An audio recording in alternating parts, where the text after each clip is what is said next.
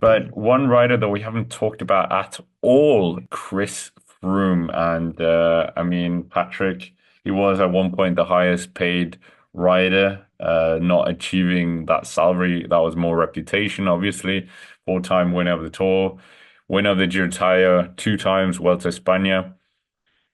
Where do you see his future in this team? Well, almost in general here. I don't really know why Froome is still sticking around. It's quite sad in a way because years ago, when he was coming back from his rehab, he could use that as the reason for why he wasn't performing. And he was talking about how he wants to get back and he's going to be competing for Grand Tours and stuff. And just as the years gone by, we realized that was all just one big farce. There's just no way that Chris Froome is going to be competing for a Grand Tour when he's getting dropped in the Tour de Rwanda, for example.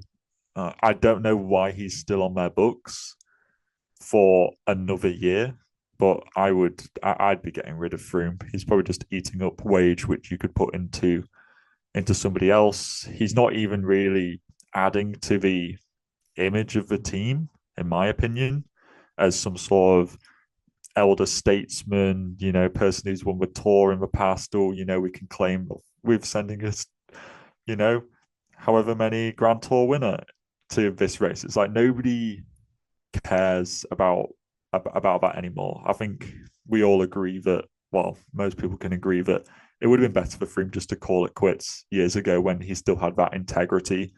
Whereas now we just see him as just some relic from the previous cycling era. And it would have been better just to almost preserve that memory of what Froome was, rather than just having him like paraded around as some quad lock ambassador. I would have just rather Froome just leave that all in the past and just not just be a marketing billboard. It just seems like such a shame to use such a great name for just like commercial use, basically. Yeah, it is kind of like every pedal stroke now is damaging his legacy, like one chip at a time. Just to put it in perspective for numbers, the points that they give have absolutely been demolished. Okay, 2019 was when he had the injury in the Dauphiné and then didn't quite recover from that. He's like the points are nowhere. Like this year was the lowest points he gained. At his heyday, 2,415 points. This year, 10 points in terms of, UCI points. For some context, his best results with the team, you would say last year he had the Mercan Tour Classic Maritime where he was 14th. People were absolutely raving about that 14th. Everyone was like, oh, Froome might be on the way back. Of course, we had, I think, the most iconic stage with him not getting dropped, but in terms of race results is of course third in on the Alpe d'Huez stage that Tom Pidcock won. But again, that wasn't through, I don't want to say merit, but it's like it was a breakaway. It wasn't from the GC group. I'm completely on the side of he should have retired 2 years ago, if not 3 years ago. And we've even had a lot of public spat with Sylvan Adams as well.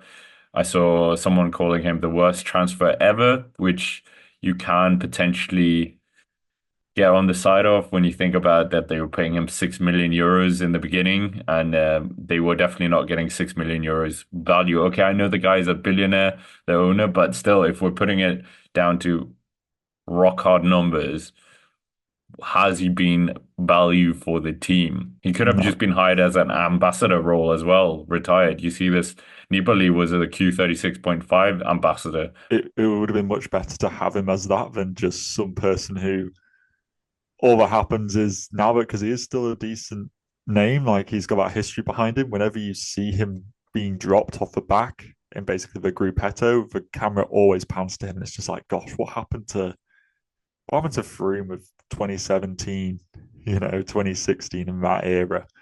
And yeah, it's just depressing to see that name just soured for the sake of I don't even know why he's still hanging around. I don't know what the motivation is from his end or Israel Premier Tech's end to to keep him around.